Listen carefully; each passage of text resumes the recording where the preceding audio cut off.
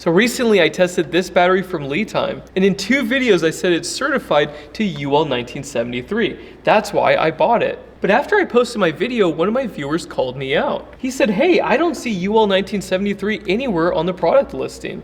And I thought that's very strange because I could have sworn it was there. So I jump on the Wayback Machine, and what do you know? It was there under certificate UL1973. It seems like that change was pretty recent. What are the chances that right when I make my review video, it loses its certificate? If you go on Alibaba for this battery, it does show UL1973. But if you click on the certificates, it doesn't show this model on the certificate.